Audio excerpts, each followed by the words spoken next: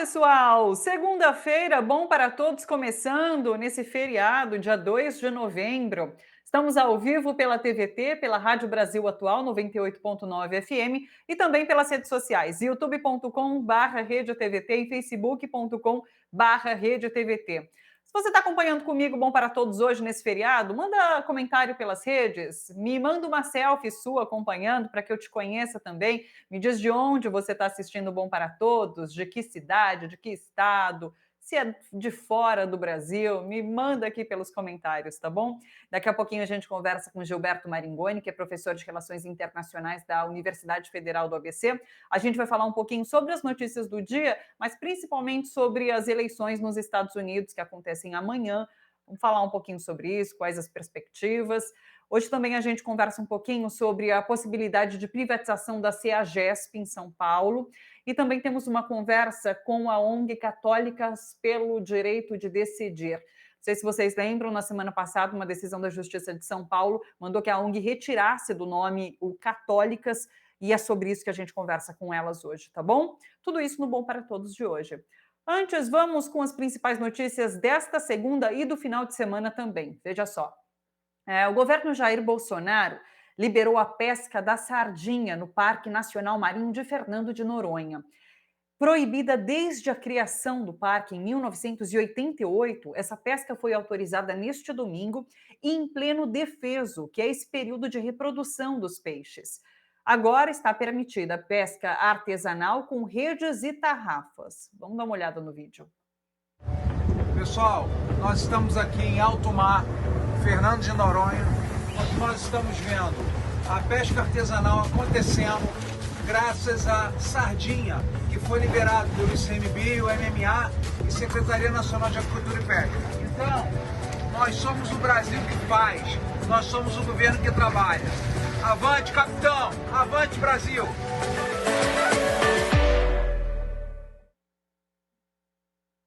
Olha só, essa liberação da pesca da sardinha contraria um parecer emitido pelo próprio ICMBio, isso em 2016.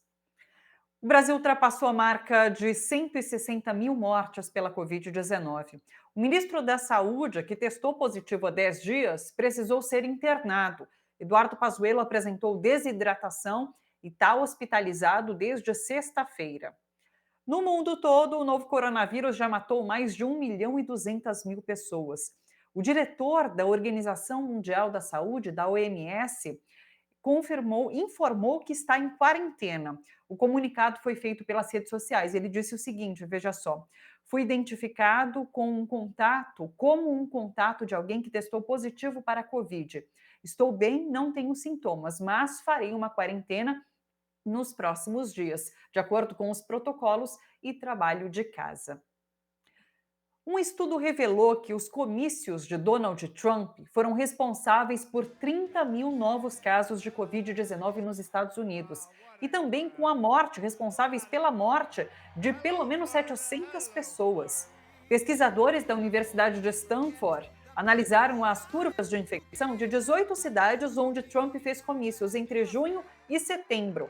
Apenas 2 foram realizados em ambientes fechados. Lembrando que Donald Trump teve Covid-19. E é amanhã o dia oficial das eleições americanas. Ontem, Donald Trump, que perdeu o favoritismo ao longo dessa campanha eleitoral, disse que vai se declarar vitorioso à noite quando as eleições forem encerradas. Dizem que ele pretende depois, informação que ele mesmo já deu para a equipe, contestar nos tribunais a contagem dos votos enviados pelo correio. Pois é. Aqui no Brasil, teve manifestação pró-Donald Trump no Paraná. Hoje de manhã, um grupo pequeno saiu pelas ruas de Curitiba com as bandeiras dos Estados Unidos e do Brasil. Eles gritaram palavras de ordem como "fora comunistas", "pela família", "por Deus". A gente está vendo as imagens, então, desse pequeno grupo que caminhou ali pelas ruas de Curitiba.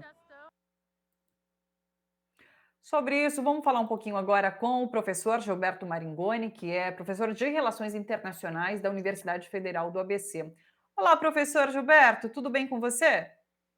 Tudo bom, Thalita? Estamos aqui confinados, nesse dia de finados, esperando esse grande acontecimento para o mundo, que são as eleições americanas. porque é um acontecimento para o mundo, não só porque os Estados Unidos formam uma potência hegemônica, mas porque é uma eleição que pode decidir os rumos do planeta, se a extrema-direita vai continuar influenciando os países da periferia, mesmo da Europa, ou se a gente vai ter alguma versão um pouco mais atenuada do que é a dominação americana. Mas, de todo modo, são eleições importantíssimas. O que a gente vê são pesquisas dando vitória de Biden, né? Dando vantagem de Biden nessa eleição lá nos Estados Unidos. Mas parece haver bastante receio em cravar já essa vitória, porque tem essa questão dos votos no correio, tem a votação presencial. O que a gente pode dizer até agora, professor, é que Biden está à frente, de fato, porque em 2016 isso também aconteceu, né? Se falou que com as pesquisas mostravam que Hillary Clinton estava à frente, depois deu Donald Trump no final das contas, né? O que a gente pode dizer? Biden está ou não está em vantagem? Olha, Thalita, eu vou tentar responder meio a meio, porque, pelo seguinte, o processo eleitoral americano é muito complicado. Ele não é uma eleição de uma pessoa, um voto, como no Brasil. Se votam no Brasil 100 milhões de pessoas, 110 milhões de pessoas, cada uma determina um voto, e esse voto é contado, e quem tiver a maioria na eleição presidencial leva. Nos Estados Unidos não é assim. Nós temos dois tipos de eleições, né? A eleição majoritária, que são as eleições que elegem governantes e senadores, os representantes do Estado. Então, eleição de prefeito, governador, presidente e senador é uma pessoa, um voto.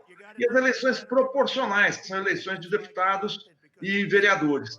No caso dos Estados Unidos, a eleição presidencial é incrível, é uma eleição proporcional, porque, você sabe, as pessoas não elegem diretamente o presidente.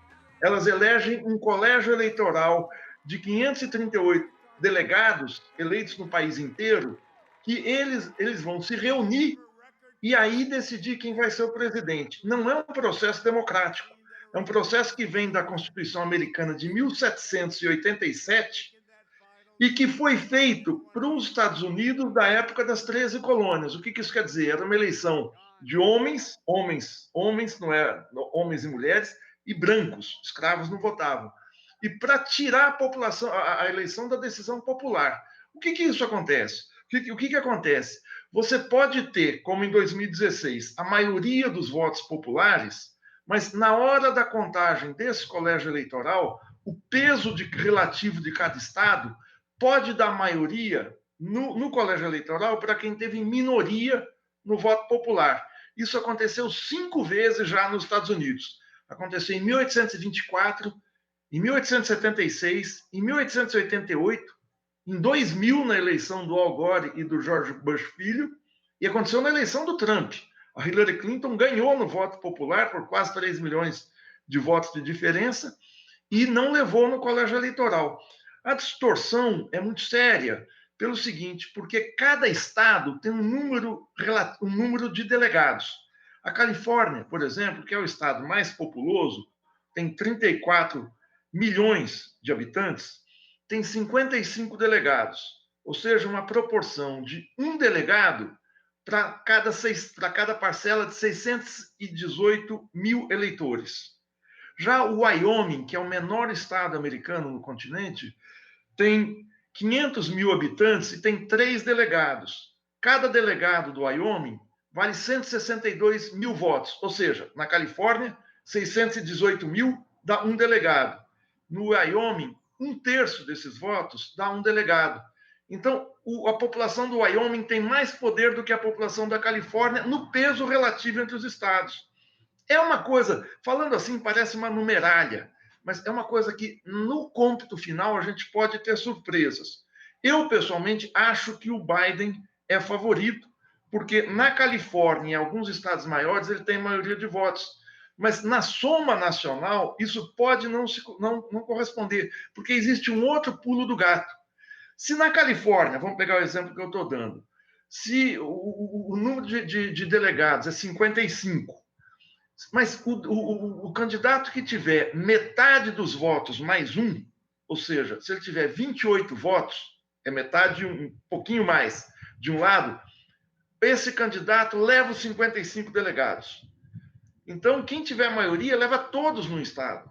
Então, a distorção na contagem final pode ser muito séria e abre espaço para essa campanha verdadeiramente, eu não quero banalizar a palavra, mas terrorista no sentido verbal que o Trump está fazendo, ameaçando ir à justiça, esses grupos supremacistas brancos, essa extrema-direita armada nos Estados Unidos, pode provocar um pandemônio nas próximas semanas muito sério.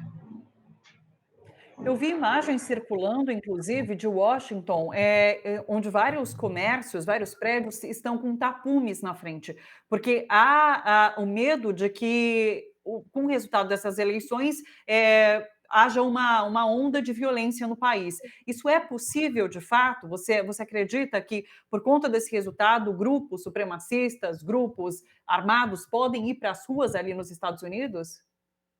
Pois é, o Trump ele é como o Bolsonaro, é um presidente que busca polarizar a situação, mas não é polarizar no terreno da política, é polarizar, inclusive, incentivando a violência. Ué, ele não chamou aquela extrema-direita racista, aquelas milícias armadas de pessoas de bem que fizeram balbúrdia, não lembro se na Virgínia, se não me engano, ano passado, são pessoas de bem, são americanos e tal. Os Estados Unidos venderam, em 2019, 20 milhões de armas. Foram comercializados. O comércio de armas é aberto. E tem grupos ameaçando, o que eles dizem é o seguinte, nós vamos guarnecer as cabines eleitorais. Nós estamos tendo nos Estados Unidos um caso inédito. Por conta da pandemia, as pessoas votaram pelo correio. Até essa manhã, 93 milhões de americanos já tinham votado pelo correio. E amanhã vão votar o restante dos eleitores. A gente não sabe ainda quantos são, porque o voto não é obrigatório. Se a gente pegar a conta de 2016, quando votaram 136 milhões de habitantes, de cidadãos, já teriam votado 93 milhões, seriam 2/3 já teriam votado. Como essas eleições estão galvanizando, estão empolgando a população por essa decisão entre um candidato extremista e um candidato que é o normal dos democratas americanos, pode ser que votem mais gente. Falam em 150 até 160 milhões de americanos, o que daria uma porcentagem, uma proporção inédita nas últimas décadas de comparecimento às urnas nos Estados Unidos. De todo modo, amanhã não é o dia das eleições americanas, amanhã é o dia do fechamento das urnas, porque quem não votou pelo correio vai votar nas urnas. O que o Trump está dizendo é que o sistema de correios abre espaço para fraude, porque a fiscalização é débil, o voto circula pelo país, enfim, não tem fiscalização, o que não é real.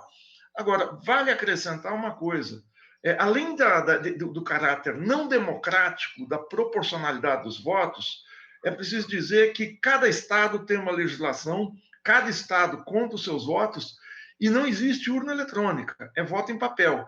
Então, a apuração pode se prolongar por alguns dias.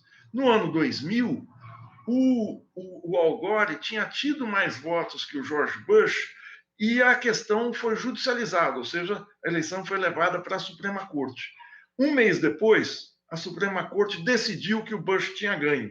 E até hoje a gente não sabe, de fato, quem venceu as eleições de 2000. O Al Gore venceu no voto popular, mas nos delegados ficou, pela contagem, na Flórida, a questão ficou nebulosa e está nebulosa até hoje.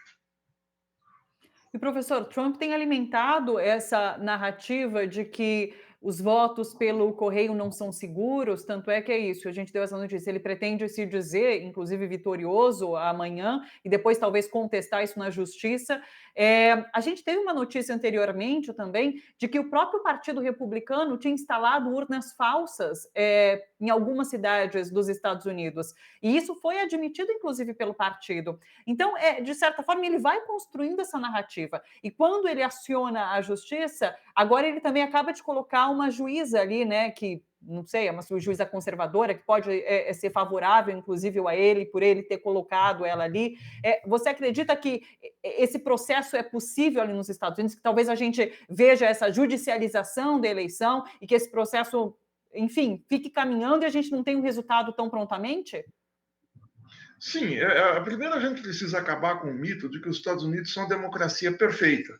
São um país democrático com as limitações próprias da democracia. O que vale lá é a democracia do dinheiro. Só para a gente ter uma ideia, existem mais de 30 partidos nos Estados Unidos. Mas há 150 anos, quem chega na final são dois, são os democratas e os republicanos, que é quem tem dinheiro para bancar uma campanha desse porte. Essa história das urnas falsas, embora, pelo que a gente viu, a gente não sabe ainda qual é a proporção de urnas falsas, mas o fato de você colocar uma maçã podre no meio da caixa de maçãs boas pode comprometer o lote, ou seja, pode começar a alegação de que todas as urnas estão fraudadas e coloca uma desconfiança propícia à judicialização.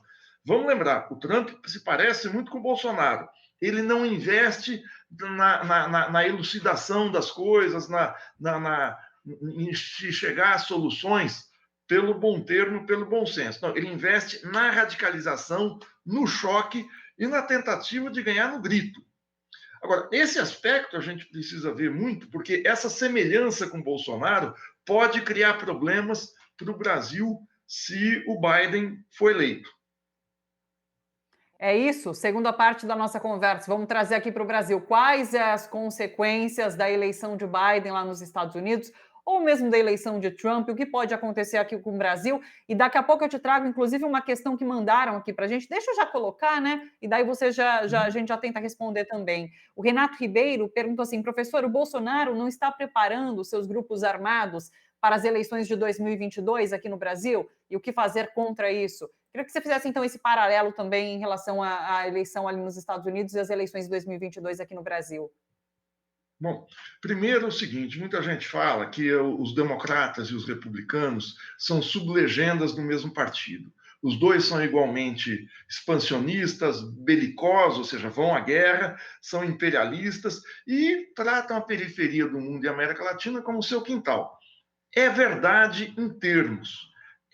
Nessas eleições, o quadro muda um pouco, porque o governo Bolsonaro ele adotou uma política internacional extremamente alucinada, mas não é alucinada sem rumo, ela é alucinada rumo a uma total subordinação com a Casa Branca, com o Departamento de Estado, que é o Ministério das Relações Exteriores de lá.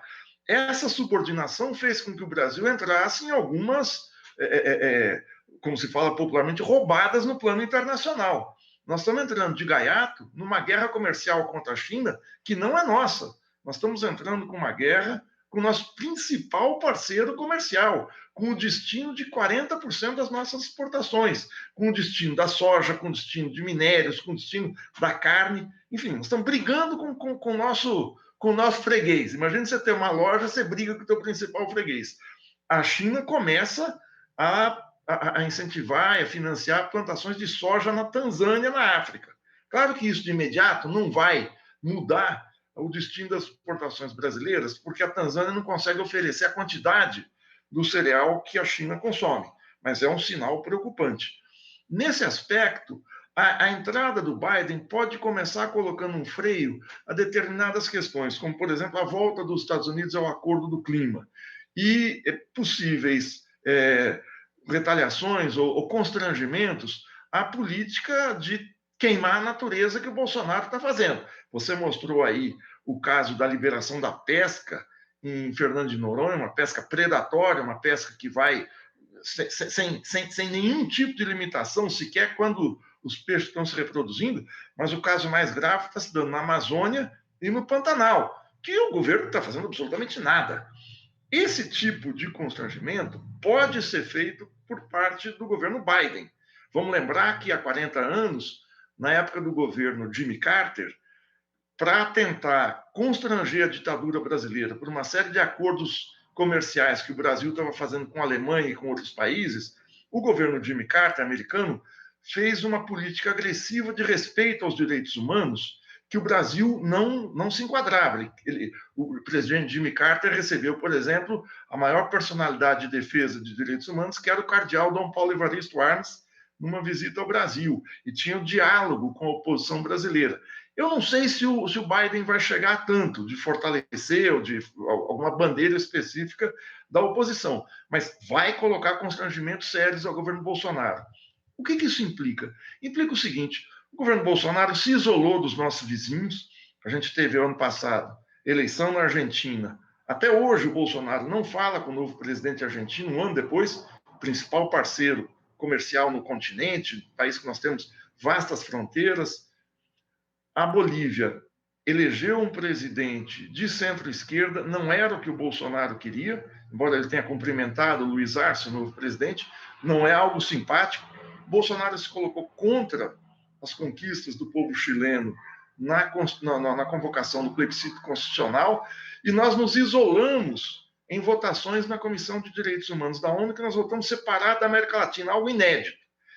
Nós estamos com problemas nas relações com a França. O Bolsonaro atacou pessoalmente o Emmanuel Macron e a esposa dele, além de se colocar contra a política francesa. Nós não conseguimos fechar acordos comerciais com a União Europeia. O único país que o Brasil tem alguma proximidade, que não resulta em melhoria de acordos comerciais, mas são os Estados Unidos. Se o Trump perde, essa relação se perde também. Não quer dizer que, no segundo momento, o Biden não vá reatar relações, até porque o Brasil é um parceiro muito importante, é o maior país da América Latina, mas de imediato representa uma séria derrota para o presidente Bolsonaro. Sobre a outra questão que foi falada, qual era mesmo? Eu trago aqui novamente. Foi o... Cadê? Renato Ribeiro. Ele perguntou assim, professor, o Bolsonaro não está preparando seus grupos armados para as eleições de 2022 aqui? O que fazer contra isso? Que é um pouquinho daquilo que a gente comentou que está acontecendo nos Estados Unidos, que está se preparando para essa possível violência caso o Trump não seja reeleito. Claro que com o Bolsonaro tudo é possível. O aumento da violência no campo, no meio rural, o aumento de assassinatos de trabalhadores sem terras, o verdadeiro genocídio que está fazendo com as populações indígenas, não só pela violência direta, mas por invadir, deixar madeireiros invadirem reservas indígenas, mas pela displicência, por deixar as populações indígenas totalmente desassistidas, no caso da Covid-19, não fornecendo medicamentos e sequer água. Tudo é possível com o Bolsonaro. Agora, o Bolsonaro já tem seus bandos armados, porque ele coloca as milícias, que a relação é uma relação muito complicada do Bolsonaro com as milícias, mais especialmente, o Bolsonaro incentivou ano passado um motim da Polícia Militar no Ceará, a gente viu isso, quer dizer, existe um claro incentivo, e a maneira como ele trata as Forças Armadas, primeiro, não existe no Brasil quem mais humilha as Forças Armadas do que o Bolsonaro, mas é porque as Forças Armadas brasileiras, com o atual comando, com esses generais da boquinha que vão para o governo querer garantir o seu soldo mais o salário de ministro, gente como Mourão, Heleno, Pazuello, esse lixo humano que defende ditadura e defende tortura, esse lixo humano pode... Não que o exército seja composto por lixo humano, não. Estou dizendo, essas pessoas, essa gente, pode ser que o Bolsonaro insule, ou seja, incentive as Forças Armadas a qualquer aventura. Eu acho difícil, porque o desgaste do Bolsonaro está crescente.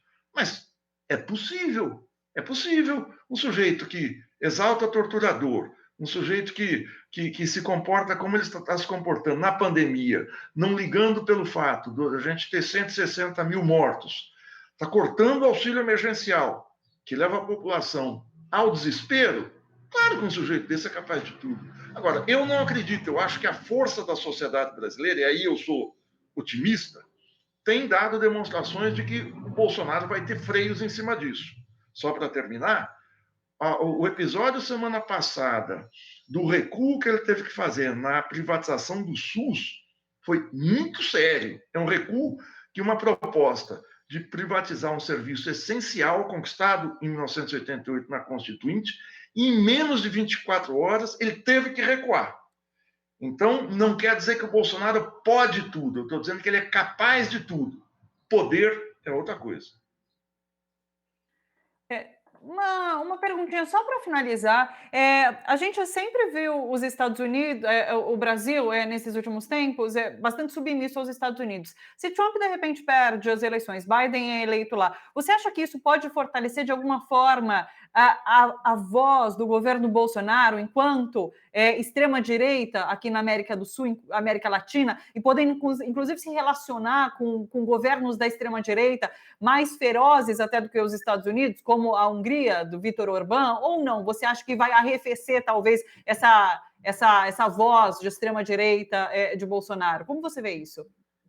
Não, a gente tem que ver, Thalita, se o Trump perder, o Trump tem uma capacidade de hegemonia no mundo, de hegemonia tanto de opinião pública quanto um poderio militar. Ele coloca as Forças Armadas brasileiras subordinadas ao Comando Sul dos Estados Unidos, muito forte. O Brasil, que durante o governo Lula, especialmente o segundo governo Lula, passou a ser um país de influência mundial, ou seja, um player durante a gestão do Celso Amorim, um país que era ouvido em questões de grande importância mundial, como o acordo nuclear do Irã e outros, encolheu a sua influência internacional a ponto do atual chanceler, o Ernesto Araújo, ter respondido à acusação que vários setores da oposição falam que o Brasil vai se tornar um pária internacional. Ele admite: vamos nos tornar um pária mesmo, ou seja, aquele país que ninguém quer chegar perto. A influência que o país pode ter sobre a Hungria é pequena, porque os Estados Unidos podem financiar projetos de desenvolvimento na Hungria. O Brasil não pode fazer isso. Além disso, vamos pensar, uma frente de direita com a Hungria, com todo respeito ao país, é um país muito pequeno no contexto europeu, não tem nenhuma possibilidade de difundir a extrema-direita. Vamos lembrar que o Viktor Orbán perdeu eleições municipais na capital. Vamos lembrar que o país que ele pode ter relações são as Filipinas. Até hoje não tem relações com as Filipinas. O Bolsonaro, na América do Sul, você tem dois governos de direita, três governos, mas você tem o governo colombiano, o Iván Duque, que é um presidente de extrema-direita, não quer saber do Bolsonaro. O governo do Lacalle Pou, que foi eleito no Uruguai em novembro de 2019, é um governo conservador de direita, não quer saber do Bolsonaro, porque ele viu que o apoio do Bolsonaro ao Macri, à presidência da Argentina em 2019, puxou o Macri para baixo. Então, o Bolsonaro é aquilo que a gente chama, acaba sendo um governo radiativo. Ninguém quer chegar perto, porque aqui é baixaria. Então, a influência de opinião que o Bolsonaro pode ter é negativa. Ninguém vai se aliar a alguém que deixa suas matas queimarem, que deixa o seu povo chegar ao desespero, que tem 160 mil mortes na pandemia, ou que deixa o meio ambiente ser literalmente queimado. Então, é muito sério o que vai acontecer com o governo Bolsonaro com esse isolamento do Donald Trump. E o governo sabe disso. O governo, se a gente olhar para o governo, olhar com lupa o noticiário, o bate-cabeça dentro do governo Bolsonaro, ele tem que saber com o seguinte: com uma crise econômica, com um desemprego que bateu 14 milhões e 400 mil desempregados, com uma queda do produto interno bruto por conta da pandemia muito séria. Existem muitas questões que o governo não consegue controlar aqui dentro, vai fazer aliança lá fora.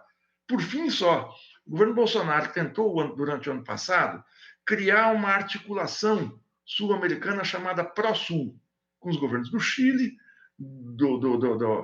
da Colômbia, do Equador, do Peru e com o governo golpista da Bolívia. Na Bolívia não tem mais governo golpista. O Chile, o Piñera, está lá envolto com seus problemas. O governo do Equador pode perder as próximas eleições. Então, sequer na América do Sul, em que o Brasil representa 2/3 do total das riquezas, 2/3 do PIB total do continente, sequer aqui o Bolsonaro articulou alguma coisa, que dirá com a Hungria, com a Polônia, com as Filipinas. Eu acho sonho de uma noite de verão mal dormido do Bolsonaro. Perfeito. Professor Maringoni, sempre um prazer te receber por aqui. Muito obrigada pelos seus esclarecimentos, pelas explicações que você traz, nos ajudam a entender esse contexto América Latina, Estados Unidos e o mundo todo. Muito obrigada, professor. Um beijo para você, até uma próxima. Obrigado, Thalita. Um beijo. Até.